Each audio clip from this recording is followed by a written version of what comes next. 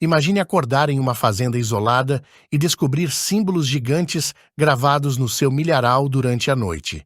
Enquanto luzes surgem no céu e criaturas observam nas sombras, uma família precisa enfrentar o medo e algo muito maior do que consegue compreender.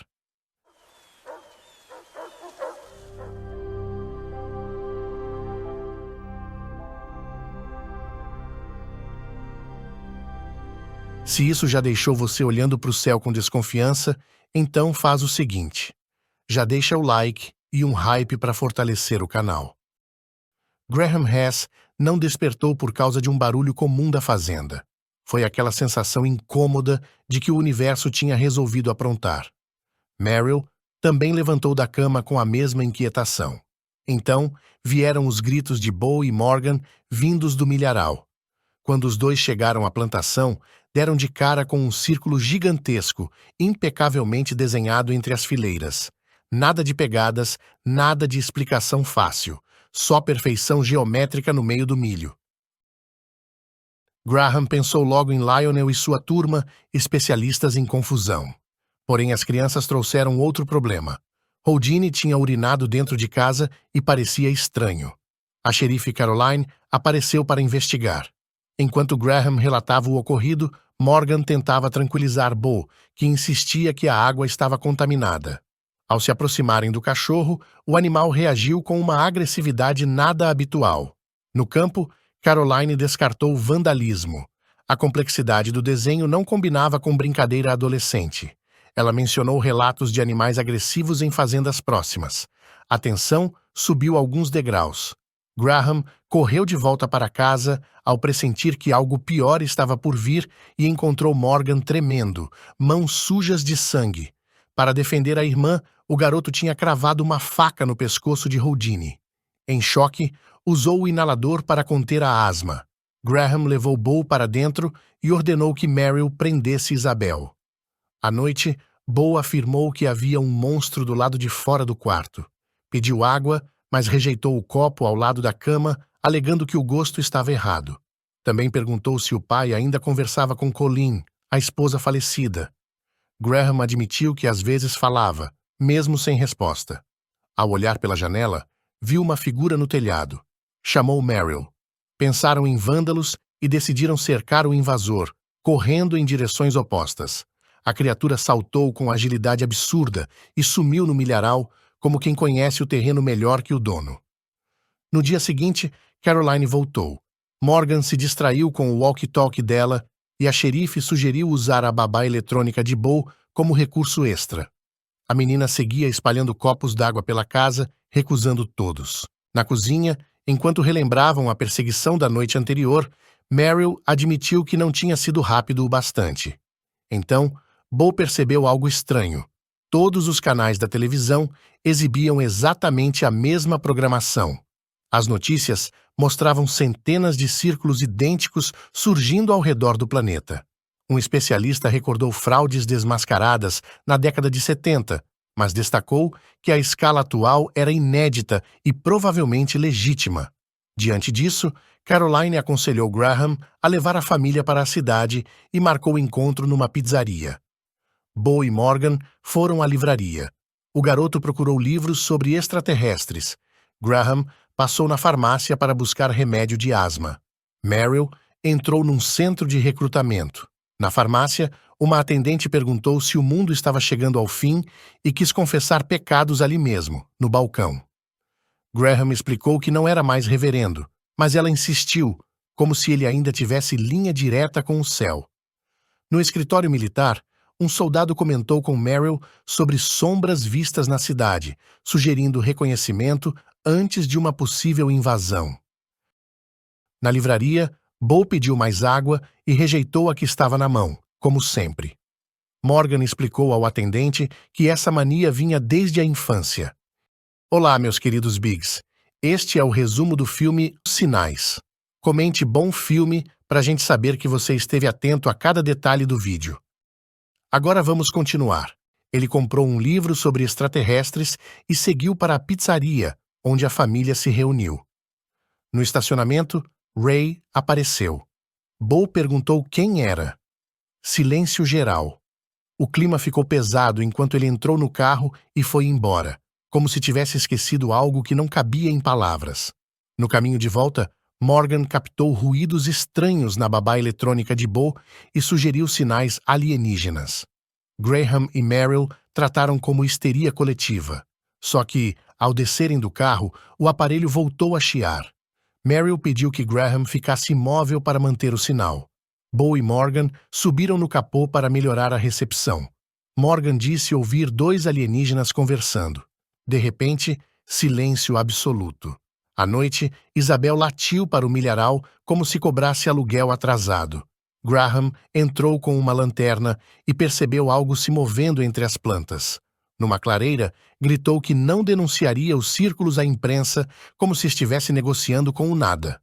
De susto, deixou a lanterna cair. Quando a luz voltou, viu uma perna longa demais, sumir na escuridão. Correu para casa e mandou ligar a televisão. O noticiário exibiu imagens da cidade do México. Luzes saíam de um objeto gigantesco no céu. Depois que as crianças dormiram, Meryl perguntou se era o fim do mundo. Graham respondeu que sim, sem rodeios. Diante da expressão abatida do irmão, explicou que, em momentos assim, as pessoas se dividem. As que enxergam coincidências e causa inevitável e as que veem propósito e chamam de milagre. Meryl contou que começou a acreditar em milagres numa festa. Quase beijou uma garota, mas desistiu porque mascava chiclete. Quando voltou, ela tinha vomitado. Para ele, aquilo foi intervenção divina. Perguntou no que Graham acreditava. Graham disse que isso não mudava nada. Revelou as últimas palavras de Colleen. Veja, balance o taco. Atribuiu a frase a impulsos aleatórios antes da morte, talvez memória de beisebol. Foi ali que sua fé começou a desmoronar. Um flashback mostrou Graham ainda reverendo, chegando ao local do acidente. Caroline explicou que Ray dormiu ao volante e atingiu Colleen, que morreu antes de receber socorro. No dia seguinte, Meryl ficou grudado nas notícias.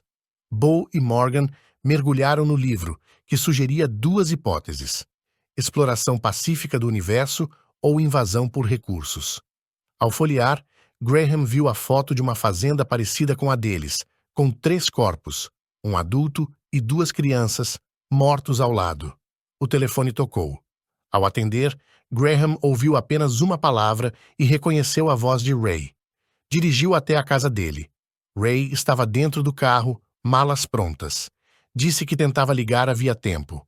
Algo entrou na casa. Ele entrou em pânico. E no desespero, o único número que veio à mente foi o de Graham. Ray estava parado diante de casa.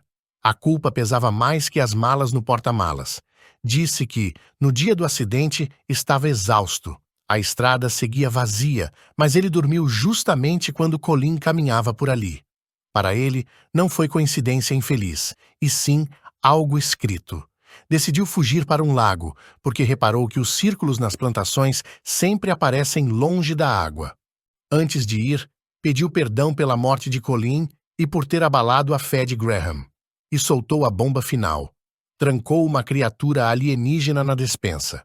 Na fazenda, Meryl assistia à televisão, agora sem espaço para ceticismo. Graham foi até a casa de Ray e encontrou a despensa bloqueada. Fingiu ser policial para provocar reação lá dentro. Com a lâmina de uma faca usada como espelho improvisado, espiou pela fresta. Uma mão o agarrou. No reflexo do pânico, ele cortou alguns dedos da criatura e correu como quem descobre que milho não é o maior problema da propriedade. De volta, contou tudo e sugeriu fugir para o lago. A família decidiu ficar e reforçar portas e janelas. O noticiário mostrava naves próximas aos círculos e relatos de gás venenoso lançado contra humanos. Faltava madeira. Sobrava medo.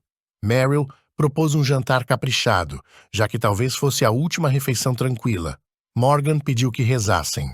Graham recusou. O filho o acusou pela morte da mãe. Graham explodiu, disse que não perderia mais tempo falando com o céu e começou a comer como se discutisse com o prato. A tensão virou choro, depois abraço.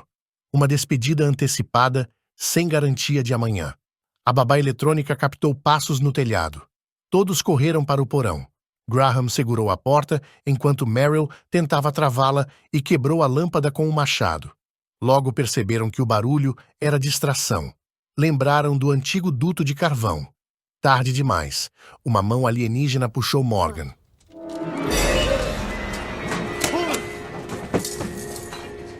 No caos, ele entrou em crise de asma. Graham o guiou na respiração, firme, focado apenas no filho.